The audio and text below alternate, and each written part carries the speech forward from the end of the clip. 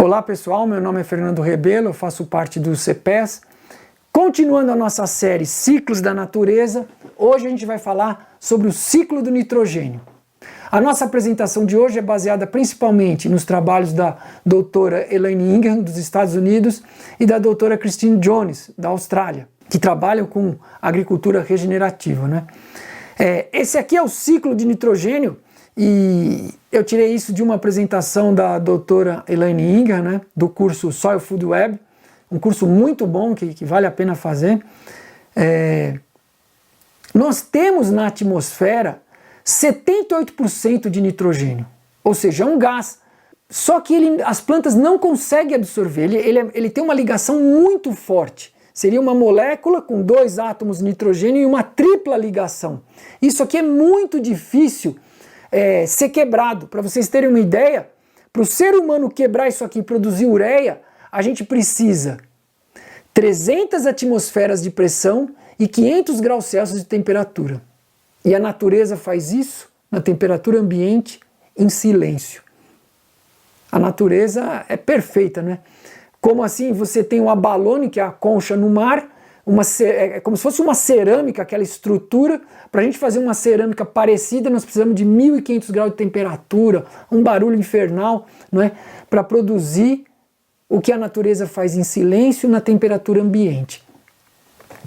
Nós vamos ver primeiro a fixação biológica de nitrogênio nas leguminosas, que é o que a gente mais ouve falar, né? Que as leguminosas fixam nitrogênio, as leguminosas fixam nitrogênio quando se associa com risóbio. Mas na verdade, todas as plantas praticamente fixam nitrogênio, não só as leguminosas. Então primeiro a gente vai ver nas leguminosas, que tem associação com risóbio, e depois a fixação biológica de nitrogênio de vida livre, com arqueias, bactérias, fungos, que se aglomeram em torno das raízes e ali fixam nitrogênio para as plantas. Então, a gente tem aqui o risóbio, que é com as leguminosas, né? E tem as otobactas, ospirilo, as arqueias, que são as bactérias de vida livre. Então, do passo 1 para o passo 2, a gente tem a fixação biológica de nitrogênio. E aí, o risóbio, como que acontece isso? Então aqui eu coloquei 3 exemplos de leguminosas, tem muitas árvores, uma infinidade de leguminosas. Aqui eu coloquei a crotalária, o guandu e o feijão de porco. 3 leguminosas que têm associação com risóbio, né? Então, aqui na foto de cima, eu estou segurando aqui a soja, a raiz da soja, ó, um monte de nódulos de risóbio, né? E aqui, um nódulo aqui, 2 nódulos na raiz do guandu. Como que acontece isso? O risóbio encontra um pelo radicular, uma radícula muito fina, e ele penetra ali, e quando a planta detecta a presença dele, detecta como? As plantas, a microvida, se comunicam por substâncias químicas, por sinais químicos, sinais bioquímicos, e um avisa o outro por sinais bioquímicos, né? A microvida não fala, não escuta, é por sinais bioquímicos. Então, no momento que o risóbio penetra nesse pelo radicular, a planta detecta a presença dele por essa troca de sinais e começa a alimentar. O risóbio se multiplica e o que era um pelo radicular vira isso aqui, ó, um entumecimento enorme, né? Esses nódulos, tudo começou com um pelinho minúsculo que o risóbio penetrou. E aí a planta vai alimentando ele. No primeiro momento ele não alimenta a planta, ele primeiro cresce, se multiplica, e quando ele começa a ter sobra de nitrogênio na forma de aminoácido, aí ele começa a alimentar a planta. Então a planta sustentou ele e daqui a pouco ela recebe em troca aminoácido, que é o tijolinho da proteína que ela precisa para construir o corpo dela, né? Isso é as leguminosas com risóbio. E aí a gente tem no entorno das raízes, as raízes produzem exudatos. Então as leguminosas, muitas plantas, praticamente todas as plantas produzem exudatos, que eliminam esses açúcares no entorno da rizosfera para criar fungos e bactérias. Então, esses fungos e bactérias formam uma muralha de proteção, mas não só a raiz. Em todo o corpo, nas folhas, nas flores, na semente, no limbo das folhas, no tronco, dentro da planta, tudo é tomado pelos micro-organismos. Uma planta saudável, ela tem uma diversidade enorme de micro-organismos em todo o corpo dela. Então essa barreira feita por fungos e bactérias no entorno da raiz serve de comida para os predadores. que são protozoários, nematóides, microartrópodes, artrópodes minúsculos. E aí eles comem os fungos e bactérias. O resíduo desses predadores, um dos resíduos é amônio, ou seja, é o quê? Amônio. Então já foi quebrada lá pelos micro-organismos de vida livre. A gente está falando só do rizóbio agora, daqui a pouco a gente vai falar das arqueias, bactérias de vida livre, que quebram o nitrogênio atmosférico e transformam em aminoácido. Então, para vocês entenderem, a gente vai falar nitrogênio inorgânico, é nitrato, nitrito, amônio. Nitrogênio orgânico, quando ele passa de inorgânico para orgânico? Quando os micro-organismos acrescentam cadeias de carbono.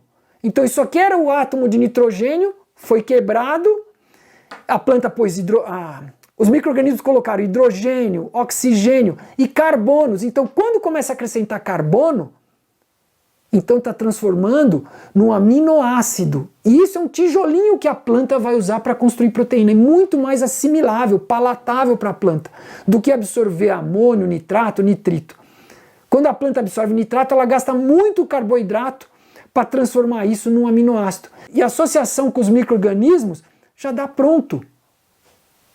Então um aminoácido aqui pronto para a planta. Então esses predadores, quando comem os fungos e bactérias que se alimentaram dos exudatos, que foram produzidos pelas plantas, e as plantas pegaram o aminoácido, se ela é leguminosa, do rizóbio, se ela não é leguminosa, dos agregados com arqueias e bactérias que estão colados na rizosfera, que transformou o nitrogênio em aminoácido, a planta absorveu, aí ela ressintetizou isso, libera açúcares para todos os fungos e bactérias no entorno, esses fungos e bactérias se multiplicam, são comidos pelos protozoários, nematóides, microartrópodes, que produzem, dentre os resíduos, produzem muitos antibióticos, muitas coisas, produz amônio, que volta a circular, é absorvido pela planta, é absorvido pelos fungos e bactérias, isso fica circulando milhares de vezes.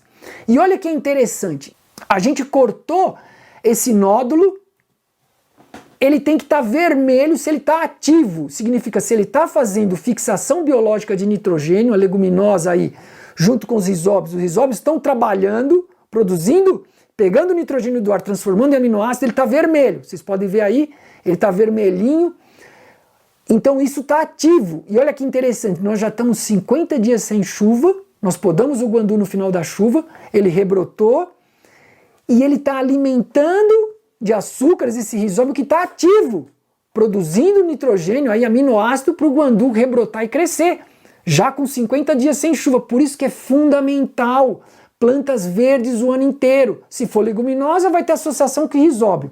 Se não leguminosa, vai ter associação com arqueias e bactérias de vida livre, que vão também fixar o nitrogênio. Planta verde o ano inteiro, pessoal. No nosso país, que é praticamente todo ele tropical, é possível conseguir isso. É só consorciar, construir uma matriz fotossintética com xilopódio, com plantas suculentas que guardam água, né? Principalmente na caatinga, isso é importante. E aí a gente tem diversidade de andares, o andar de baixo tem uma grande concentração de fotossíntese, isso esfria a atmosfera e a gente vai ter água o ano inteiro no nosso ambiente graças a essa diversidade e a associação com os micro-organismos. Então, no passo 4 para o 5 aqui, ó, as bactérias e fungos vão ser consumidos pelos nematóides, amebas, microartrópodes. Aí esses predadores vão liberar o NH4, como eu já falei. Em um solo dominado por fungos, o NH4 vai ser consumido de novo pelas plantas e microvidas. E a professora Elaine Ingham diz que existe, eu não sei se a palavra certa é preferência, mas o NH4, as plantas perenes têm uma preferência por ele do que pelo nitrato. Porque talvez seja por isso, gasta muita energia para transformar o nitrato em aminoácido, né? E as plantas anuais, elas dominam mais o campo quando tem nitrato sendo fornecido. Então, vocês vão ver que a condição para ter nitrato é quando a gente tem poucos fungos no solo, né? E no solo dominado por fungos, ele é ligeiramente ácido devido à grande quantidade de ácidos orgânicos liberados pela imensa diversidade de fungos. Então a gente não tem produção de nitrato, nitrito no solo quando tem muito fungo. E aí do passo 6 para o 7, quando acontece então a transformação de amônio para nitrito ou nitrato? quando o solo é dominado por bactérias. Então, o solo, geralmente da agricultura de monocultura, é dominado por bactéria, que fica uma parte do ano descoberto, não tem microvida. Então a gente tem muita perda do NH4 e ele é transformado em nitrato, nitrito, dificulta isso, a planta transformar isso de novo em aminoácido, né? Num ambiente dominado por bactérias.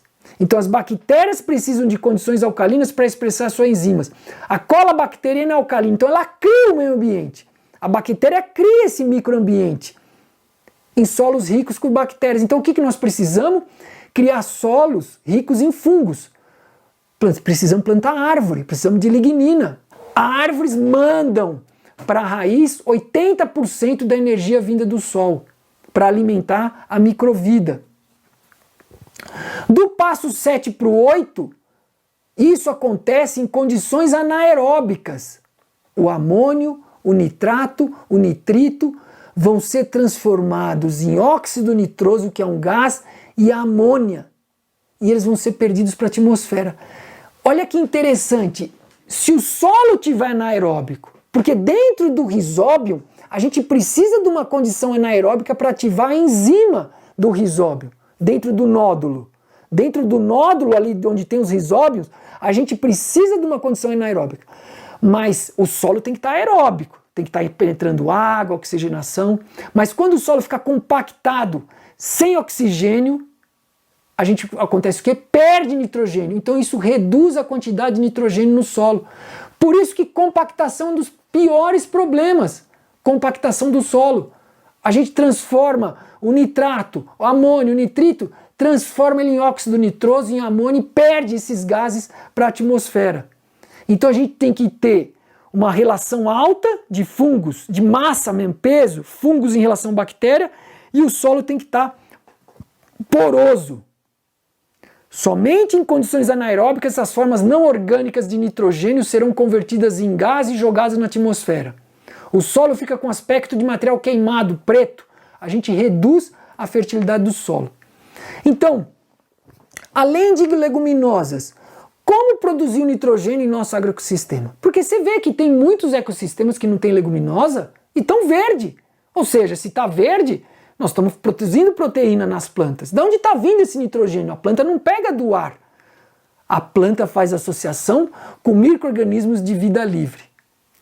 E o que é mais importante, que a gente tem que gravar, quanto mais nitrogênio fertilizante, solúvel, concentrado, sintético, a gente aplicar em nosso solo, menos nitrogênio a gente vai ter no solo. E isso nós vamos ver por quê, né?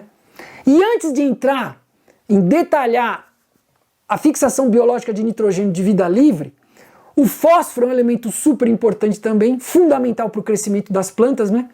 E ele está associado com a fixação. As bactérias que solubilizam fósforo têm uma associação íntima com as bactérias de vida livre que fixam nitrogênio.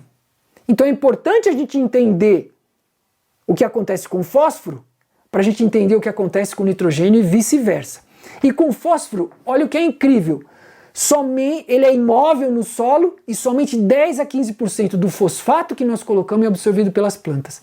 85 a 90% do fertilizante adicionado é imobilizado, ele é preso no solo, ele forma um quelato. Então, se o solo for ácido, com ferro, manganês, alumínio, se o solo for alcalino, com cálcio. Então o fósforo fica indisponibilizado para as plantas. Então é como se você comprasse R$100 de adubo fosfatado, mas na verdade você só está usando R$15, né? Você jogou R$85 ou R$90, você jogou fora, rasgou, jogou no lixo. E a gente vai ver que isso acontece em proporções parecidas com o nitrogênio que você compra. Se existe a possibilidade de algo ser mais prejudicial do que fertilizantes fosfatados para o solo e para a microvida, então esse elemento é o nitrogênio. E a professora Christine Jones diz isso, ó, com relação ao nitrogênio nós temos más notícias, né? Ele é muito móvel no solo, não se liga com as partículas do solo, fica somente 10 a 40% do fertilizante nitrogenado adicionado ao solo. Então você comprou R$100 de fertilizante nitrogenado, Você usou 40, de 10 reais a 40 reais. O restante virou lixo, se perdeu. Então você está jogando dinheiro fora. E olha o que é mais incrível, se você adicionou 6 semanas atrás, se a gente medir o nitrogênio no dia do plantio, não tem mais esse nitrogênio que nós adicionamos 6 semanas atrás. Se perdeu já. Então você vai plantar, tem que ser no momento do plantio adicionar. E se adicionar muito, não vai ter fixação biológica natural. Nós vamos ver por quê. 60% a 90% vai para outro lugar, para a água, que é um sério problema de contaminação, gases do efeito estufa. A gente viu lá no ciclo que quando tem a denitrificação, produz óxido nitroso, que é um dos piores problemas aí da camada de ozônio, dos gases do efeito estufa, né? Que provoca o aquecimento global. Eutrofização é isso, nitrogênio, nitrato vai para a água, provoca explosão de micro-organismos, de algas, bactérias, consome oxigênio da água, a água fica anaeróbica, é um monte de outros problemas, mata os peixes, provoca bloom de algas, explosões de algas, muitas delas às vezes são algas tóxicas, né? Então é um problema seríssimo usar nitrogênio solúvel. E é um dos poluentes mais significativos do mundo, né? E são bilhões de dólares aí gastos na produção agrícola. E a gente gasta muita energia para produzir nitrogênio, né? Quando a gente pega essa molécula por meio industrial, quebra ela, a molécula de nitrogênio, N2, o gás que está inerte no ar, a gente precisa de 300 atmosferas de pressão e 500 graus Celsius de temperatura para conseguir quebrar isso e transformar em ureia, né? E ainda produz muito metano, porque uma das matérias-primas para fazer o fertilizante nitrogenado é gás natural. E o metano é outro problema dos gases do efeito estufa. Ou seja, é um efeito cascata de reforço negativo desde a produção até o uso na agricultura do nitrogênio. A gente tem 78 mil toneladas de nitrogênio por hectare que está aqui na atmosfera. A vida sabe usar isso, mas quando a gente quer usar, só faz uma coisa pior atrás da outra. E eu acho que essa apresentação é para mostrar isso. Como a gente se livrar do nitrogênio solúvel, usar formas orgânicas e nem colocar no solo. Pouca quantidade para, se você precisar, aplicar na planta. E isso na agricultura sintrópica só no início, se você está começando em terras muito degradadas. Porque senão você não precisa de nitrogênio em nenhum momento. O maior insumo é o conhecimento. E o que nós estamos vendo, entender como as plantas funcionam, esse é o maior insumo para nós. Entendendo como isso funciona, como o nitrogênio, como o fósforo, a gente vai trabalhar a favor da vida, né? E agora nós vamos entrar na parte principalmente da professora Christine Jones, isso é baseado na apresentação dela também, como acontece a fixação biológica de vida livre nas plantas. Isso acontece dentro das rizobainhas. No próximo episódio a gente vai ver como acontece então a fixação biológica com micro-organismos de vida livre. Como que é essa associação deles com as plantas, com a maioria das plantas não leguminosas. Até o próximo episódio, pessoal!